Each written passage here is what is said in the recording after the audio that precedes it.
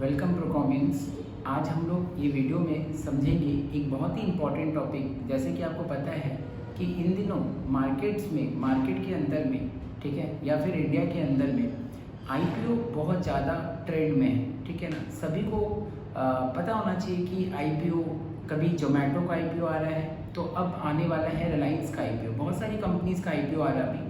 तो एक मन में रहता है ना, एक फ्रिक्शन रहता है कि रियल टर्म्स में आईपीओ क्या है। तो आज थोड़ी सी बातें हम लोग करेंगे आईपीओ के बारे में और समझने का कोशिश करेंगे कि आईपीओ का मतलब ओरिजिनल मीनिंग क्या होता है, ठीक है।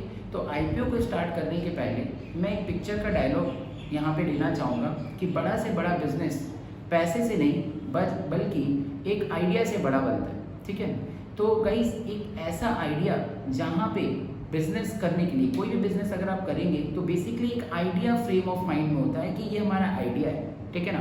कमिंग टाइम पे गूगल और रिलायंस दोनों मिल करके एक स्मार्टफोन लॉन्च करने जा रहे हैं। लेटेस्ट रुपीस मान के चलिए, उनका जो प्रोजेक्शन आ रहा है अभी तक, जो मार्केट में आप बोल सकते हैं कि प्राइस लीकेज जो हो रहा है, ठीक है ना, उससे पता ये चलता है कि उसकी प्राइस लगभग 3,500 से लेकर के 5,000 के बीच में होने वाली है। पर गाइस, मान लीजिए अगर इस फ़ोन को बनाना हो, इस फ़ोन को बनाने के लिए बहुत सारे कैपिटल का रिक्वायरमेंट होगा। तो आइडिया तो है, क्योंकि आइडिया क्या है, आज मान लीजिए अगर इस फ़ोन का फीचर्स आप देखेंगे ना, तो आपको सारा चीज़ पता चलेगा कि इसमें 2 GB रैम होने वाला है, ठीक है ना।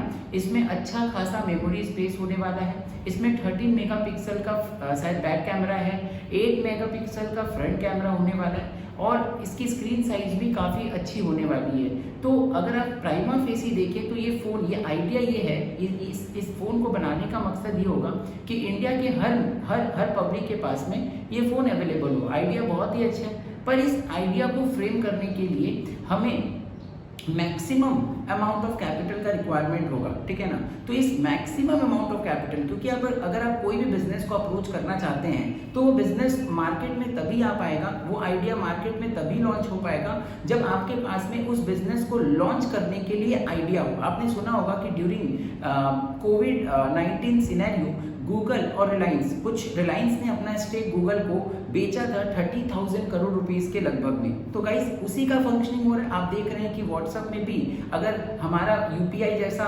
कुछ चीज आया है तो कहीं ना कहीं रिलायंस और गूगल का जो टाई अप है वो अब रंग लाने लगा है, ठीक है। हम लोग बात करते हैं आईपीओ पे, रहते हैं ज़्यादा कुछ नहीं, आईपीओ के बारे में हम लोग बात करेंगे आज। उसके बाद में बहुत सारी बातें हैं जो मैं आने वाले वीडियोज में आपको समझाऊंगा, ठीक है ना, धीरे धीरे करके, ठीक है। तो आज हम लोग बात करेंगे रिलायंस बोल रहा हूँ। आज हम लोग बात करेंगे कि आईपीओ होता क्या है। तो गाइस, आईपीओ का मतलब होता है इनिशियल पब्लिक ऑफरिंग्स। जब भी कोई कंपनी मार्केट में नहीं आती है ना, तो उसे पैसे का रिक्वायरमेंट होता है। मैंने अभी क्या कहा, रिलायंस अगर कोई फोन लॉन्च करने वाला है तो उसको चाहिए होगा, उसके पास आइडिया है, बहुत अच्छा आइडिया। ये फोन आते हो सकता है कि 5,000 के लो रेंज में सबसे अच्छा फोन बनने का ताकत रखता है। ऊपर से अगर आप रिलायंस के फोन खरीदेंगे तो रिलायंस जियो का जो बेनिफिट है फोन का, ठीक है ना, 4G 5G कनेक्शन जो भी आने वाला है उसके भी आप लेटेस्ट, आप समझ ही रहे हो, बेनिफिट्स भी ले पाओगे।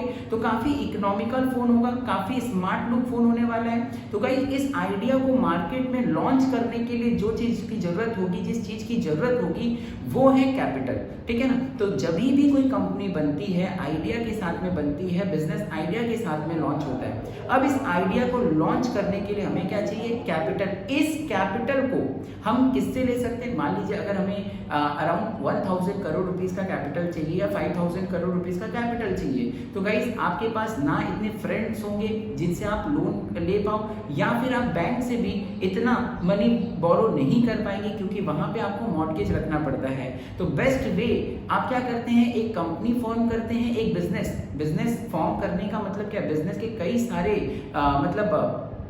आप बिजनेस को लॉन्च एज एन इंडिविजुअल कर सकते हैं, सोल प्रोप्राइटरशिप फॉर्म में कर सकते हैं, पार्टनरशिप, एलएलपी, एओपी, बीओआई, बहुत सारे फॉर्म्स में लॉन्च कर सकते हैं, ठीक है। बट ये जो आइडिया है कि आप एक कंपनी बनाएंगे, कॉर्पोरेट कंपनीज एक्ट 2013 को फुलफिल करते हुए आप एक कंपनी बनाएंगे, ठीक है। कंपनी बनने के बाद में जब आप पहली बार कैपिटल के लिए मार्केट में आओगे ना, जब आप पब्लिक को पहली बार बोलोगे कि आओ मेरे इस बिजनेस आइडिया को सपोर्ट करो और मुझे पैसे दो, सो दैट मैं इस पैसे से बिजनेस करूं और जो भी कमाई होगी वो as a part of dividend मैं आपको डिस्ट्रीब्यूट कर दूंगा, ठीक है ना, डिस्ट्रीब्यूट कर देंगे और आप मेरे कंपनी का क्या बन जाओगे, शेयर होल्डर बन जाओगे। क्या बन जाओगे, शेयर होल्डर बन जाओगे, ठीक है ना। तो ओनर, अच्छा ये भी आपको पता होना चाहिए कि जो भी कंपनी के शेयर्स खरीदते हैं, जितने भी लोग कंपनी के शेयर खरीदते हैं ना, वो लोग इस कंपनी के शेयर होल्डर ही कहे जाते हैं। तो बेसिकली आज का जो वीडियो है वो इस बात को समझने के लिए था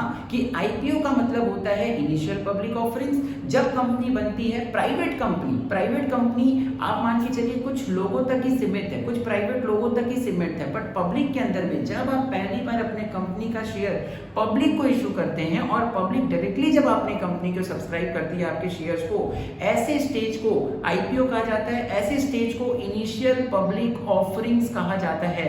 जैसे जोमेटो ने अपना आईपीओ निकाला तो पहली बार जोमेटो अपना शेयर्स किसके लिए लेकर के आ रहा है, पब्लिक के लिए लेकर के आ रहा है। तो पब्लिक यहाँ पे शेयर्स खरीद रही है। तो अगर किसी भी कंपनी का शेयर्स पब्लिक डायरेक्टली, याद होगा आपको, इसे प्राइमरी मार्केट के तौर पे भी देखा जाता है। सेकेंडरी मार्केट, जब इस शेयर्स की लिस्टिंग हो जाएगी, जब ये शेयर्स मतलब स्टॉक मार्केट में लिस्ट हो जाएगा, वहां से हम लोग बाय शेयर करते रहते हैं, ठीक है ना। पर पहली बार जब कंपनी अपना शेयर्स पहली बार पब्लिक के लिए लेकर के आती है, ऐसे स्टेज को आईपीओ कहते हैं। तो बस इतना ही बात करना था आपसे।